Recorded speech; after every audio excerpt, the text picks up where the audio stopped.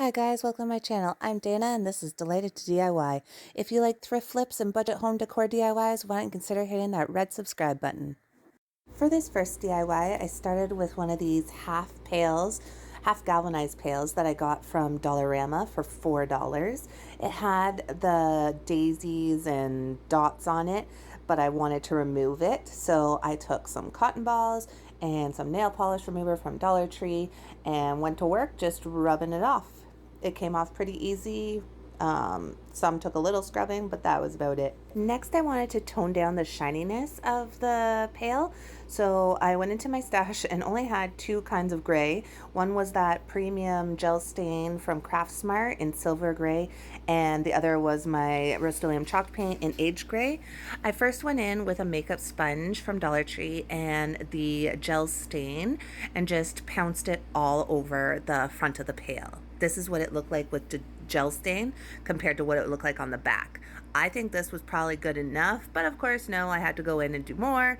So then I went in with the aged gray and started pouncing it all over in a haphazard kind of way, like not fully covering it, but not doing the whole thing either.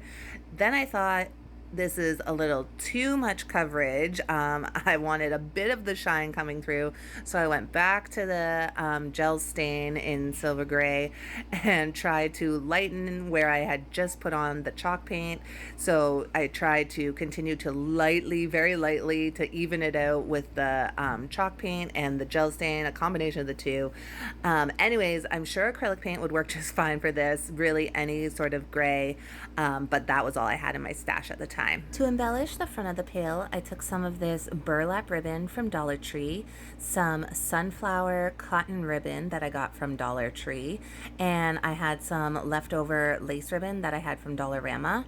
I measured by just going slightly behind, so about quarter of an inch to half an inch on the back, then wrapped it around the front and then cut off, leaving another half inch or so to make sure that it would fully cover. Then I just trimmed it off. Then I put it around the front and used my hot glue to adhere it to the back. I did one side, then pulled it taut across the front and did the other side. But when I did the second side, to keep it taut along the bottom, I had to glue the bottom part first and then the top of the ribbon, which you will see. Now you could leave it here, but there was a little bit of slack that was bothering me when I turned it over. So I just kind of ran my fingers along and squeezed the loose part of the burlap ribbon, and then just hot glued it and folded it over so that the entire part of it was tight. Then I just had a couple of loose strings of burlap on the top and bottom that I just glued down as well. Next, I glued down the lace ribbon. I did this in the center of the burlap ribbon, and I put it down by putting some hot glue on either ends on the back of the pail. After trimming off the excess lace ribbon with my scissors, I moved on to layering on the sunflower ribbon. At first, I wasn't sure if I wanted it in the middle with a little bit of lace to show above and below, but then I decided to put it above the lace ribbon with about a quarter of an inch of the lace ribbon showing. So I tacked it down on the back. I did one dot in the center on the front of the pail and then tacked it down with the hot glue on the other end at the back of the pail. Next, I'm trying a technique that I believe I saw Liz Fenwick do. However, she uses just Scotch tape, and of course all I could find was my packing tape. So the thickness of the two tapes is obviously quite different, and I think that's where this didn't work as well for me, because it didn't make as many grid holes as I think there should have been. But this is a technique used in place of floral foam. So I was hoping it was going to work because I didn't want to fill the bucket with floral foam, but it worked and it didn't. I guess it's a semi-fail, nailed it. Again, I will probably try it again, but definitely with Scotch tape so that I have more grid squares. As you saw, I think I only did few, but all it is making a grid with your tape across the top of whatever planter or bowl or whatever you're trying to put flowers into. And if you want, so you want them standing without using floral foam. So then I got these 3 large, gorgeous sunflowers for free off my local Facebook Buy Nothing site. And then I'm adding in some of these cotton balls, flocking balls that I got from Dollar Tree. Sorry, I had to read the little label there. I added those in, then some of this grass from Dollar Tree to give it some height. Then I filled in some of the front with some of the maple leaves from Dollar Tree. And I believe that is all that I stuck in here, but this is really just, again, to your own preference. Filling it in, it's floral ranging. I am definitely no pro by any means, but I just do what I think looks good. And yeah, it can take some rearranging or quite a bit of rearranging. You just put it in, take it out. The one thing I did also do with the tape was if I didn't have a spot that was open, I was able to just snip a little spot with my scissors and stick the floral pick or whatever the pick was into that. So that's kind of a neat tip or something you should know, I guess. Sorry, it's getting late here. I think it turned out really cute, and it's definitely a piece that you could display sitting on a table against a wall or even hanging as I have it shown here. You'll have to let me know what you think. For DIY number 2, I started with this gather sign that I got from Dollar Tree in their fall section. It was part of their fall decor. I started by removing the hanger, just pulling it off of the back, and then I just trimmed down any of the longer pieces that were left behind. Then I took some black acrylic paint from Dollar Tree and gave the entire piece a good coat. The paint went on really nicely onto this, I guess it's like MDF. It's not wood, it's definitely not plastic, but yeah, so I think it's MDF. Anyways, the paint went on really well to it, so one coat did it just great. I did it, yeah, all over the front, back, sides, everywhere this time. While this was drying, I moved on to the swag we're gonna make. So I used 2 bunches of these orange and yellow sunflowers from Dollar Tree, one of these picks from Dollar Tree, I forget what they are, but they're kind of like fuzzy little grasses, and 2 of the green eucalyptus. All of these were part of their fall florals. I also took some strands, I think it was about 5 strands off of one of the hula skirts and laid them down. Then I'm gonna have everything meet in the middle, and I just kind of separated the eucalyptus so that it was kind of seen above and below. And then this is just one pick of these little fuzzy yellow things that I've split into 2. So then I put those in the middle of the eucalyptus, and then I am putting the bunches of sunflowers because I want them to be the prominent, standout, noticeable stars of the show they are, especially for fall. I did trim down the stems for them because I didn't want them overlapping as much and being seen, but I have them meet in the middle, and then I grab a handy dandy zip tie, which I have seen many DIYers do, so I know this is nothing new, but it is very convenient. So I just slide it under my bundle and tighten it around when I'm happy with the placement of everything.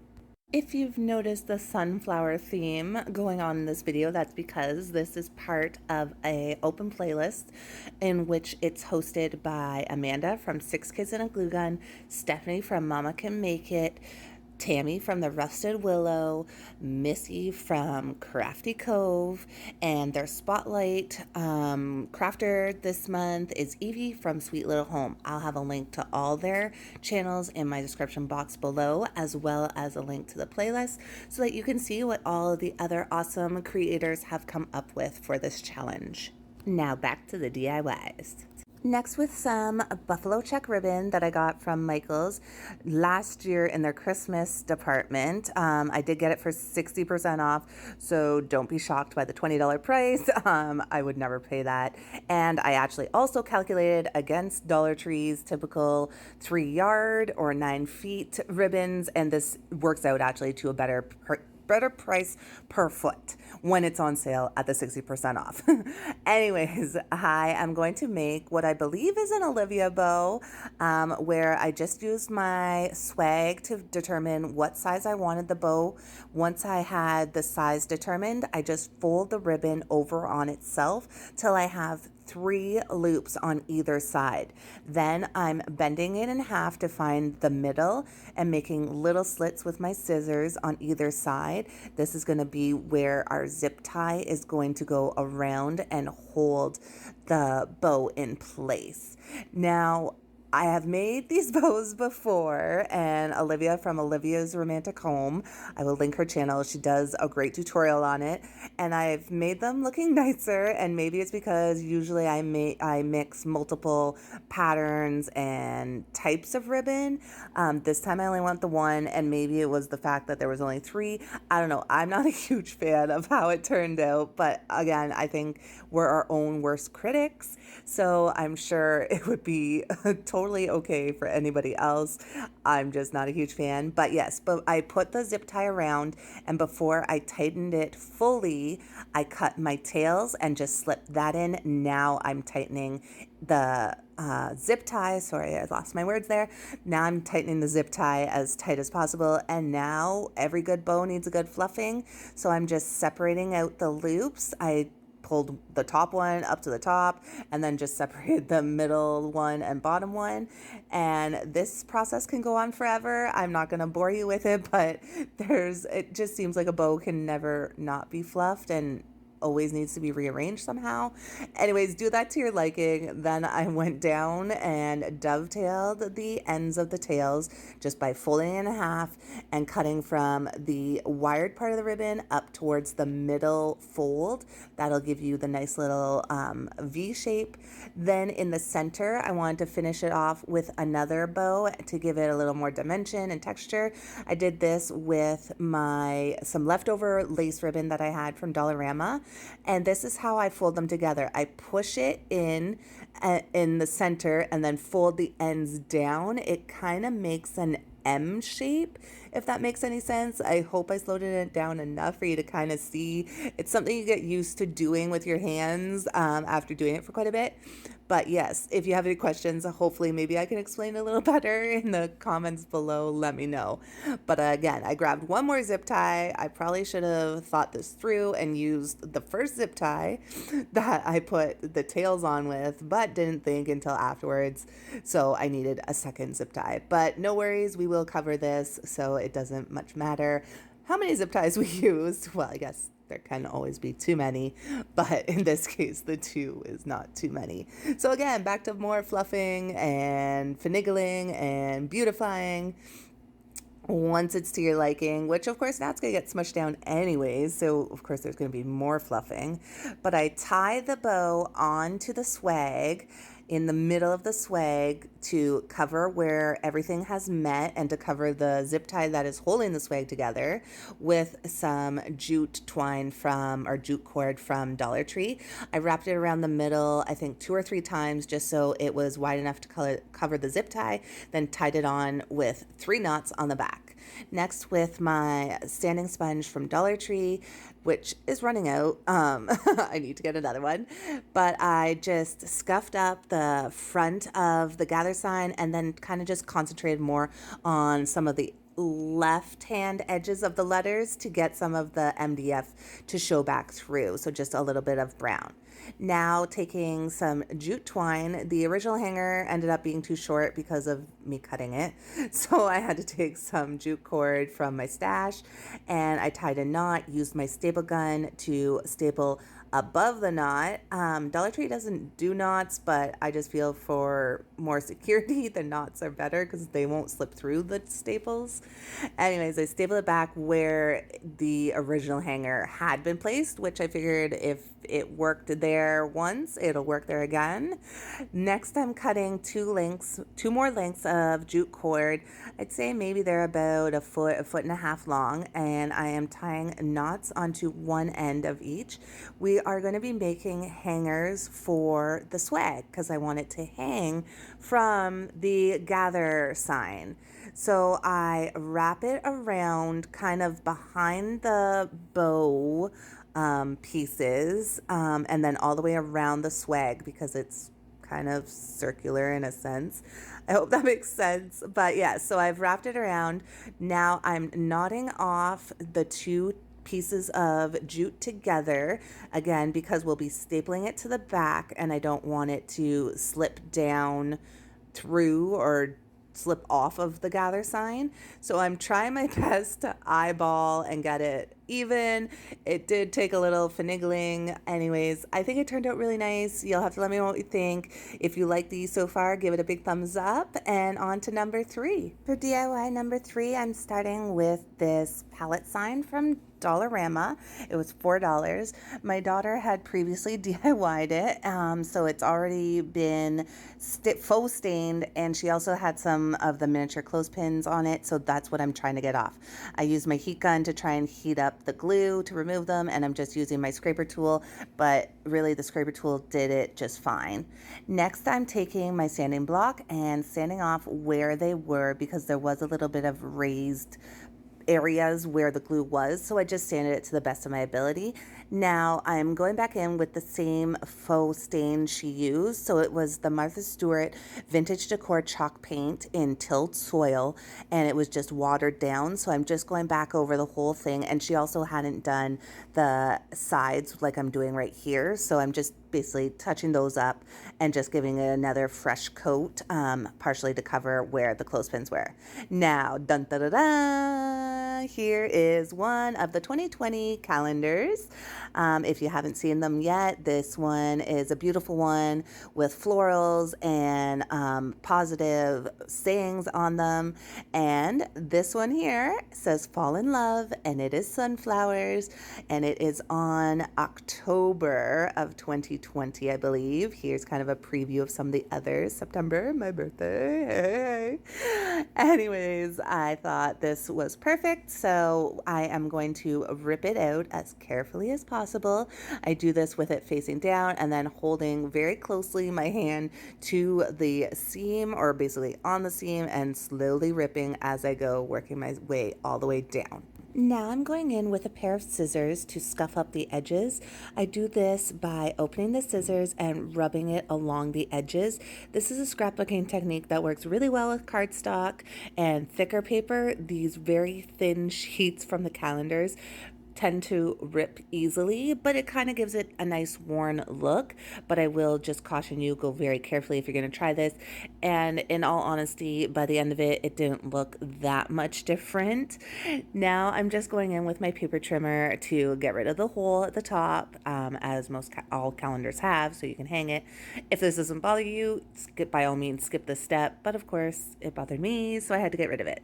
Next, I am taking my prang glue stick from Dollartree and putting a good solid full coat on the back of the calendar page, then centering it onto the palette and pressing it down. Once I have it in position, I like the glue stick, I like the glue stick because it gives you a little bit of wiggle room. As you see here, I'm just kind of readjusting it, but once I have it in place, I'm working just kind of from the insides out to smooth it all down.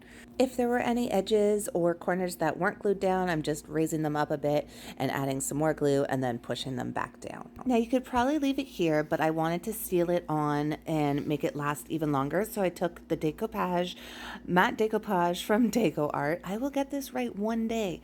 Anyways, Mod Podge works just the same. It's the same product, just different maker. Anyways, and gave it a good coat on the top, really kind of focusing on the edges. And then I also did the top and bottom slat, just a light coat of Mod Podge on them as well, so that it all had the same sort of sheen to it. As I've mentioned before, it is a matte decoupage, but there is still a sheen to it. It's not completely matte. Now, if you liked it the way it was, and if wrinkles and crinkles and air bubbles bother you, I'd probably avoid putting the decoupage on top because it did cause this to bubble up. And I'm thinking possibly it's because there was the slats and the spaces between them. I'm not 100% sure why, because I have had success decoupaging with a glue stick and decoupage on top before. But all I did was use my heat gun and used my fingers to kind of push down the edges. They sealed very nicely, which was what I was going for. And some of the wrinkles did decrease, but not all of them. But I think it kind of also gives it a nice weathered sort of look to it. I also scuffed up some of the letters that I didn't do on camera, sorry, with just a screwdriver, and I did it very cautiously because you will very easily go through, especially the slat parts. So feel your way cautiously when you're doing this. Next, I'm taking some jute rope that I got from Dollarama. This is thicker than the jute twine from Dollar Tree and thinner than the nautical rope from Dollar Tree. It's kind of in between. I really like this stuff, and I'm just tying on some knots on either end and stapling it with my staple gun to the middle back of the slats that are holding all the pallet pieces together. Now to embellish the sign with what else? Sunflowers. This is a bunch of sunflowers that I got from Dollar Tree. I'm just cutting them all off separately, removing the leaves from each of the stems and also the heads from each of the stems. They do slide off. I'm not sure why I cut it off here, but you will need to also trim them down as low as possible because you are gluing them onto a flat surface, so you want as little of that nub on the back as possible. Then with some of the mini mums from Dollar Tree's fall floral collection and some of these berry picks from their fall collection, I am going to embellish two corners. Kitty corner, I think it is what you would call it, opposite each other. So I've glued down, and I'm tacking all this down with hot glue. So I'm gluing down the berry picks first, then I glued down a set of the sunflower leaves, and in this corner I just kind of placed it where I wanted it to see what it looked like first. I suggest doing this because that way at least you don't ruin what you're working on, your project, with gluing something down, then deciding you don't like it and pulling it off. So I like this cluster of 3, so I then just remove them, put the glue on, and when I say glue, a healthy amount of glue on the back of each flower and glued it down in place. I did use another little dot of hot glue under the berries to help them hold in place, so I just added glue where they were touching the palette sign. Next, I'm putting in some mums. I put 2 on each side, so two mums come on one stem, if that makes sense. So I just, again, dry fitted it with where it was going to go. If I liked it, then the hot glue was applied to the end of the stem, and it was stuck in to hold it in place. When I was happy with the arrangement in that corner, I moved on to the top left corner. I did a very similar arrangement, but not quite the same. This time I only did 1 sunflower and quite a few more mums to fill it in. I really hope you're liking the DIYs I came up with today. Let me know in the comments below which one was your favorite, or also let me know how you decorate for fall. Do you go with traditional, like sunflowers, apples, pumpkins? Do you do traditional colors? Do you do neutral colors? I'd love to know what everybody does, so why don't you let me know down in the comments below. Once I have things in place, I just lift the sign so that it's standing in front of me to determine if I need to add or remove any more or where things need to be. It just gives me a different perspective, kind of the perspective that somebody looking at it will see it as. And that was it, other than just touching up where I had pulled something off that I didn't bother showing you guys. I just added a little more stain, and that was it. If you'd like these DIYs, why don't you give it a big thumbs up? I really appreciate it, and it helps YouTube to promote this video. As always, thanks for watching, and if you want to see more of this content, like more DIYs and thrift flips, why don't you consider hitting that big red subscribe button to be notified anytime I upload a new video. Bye!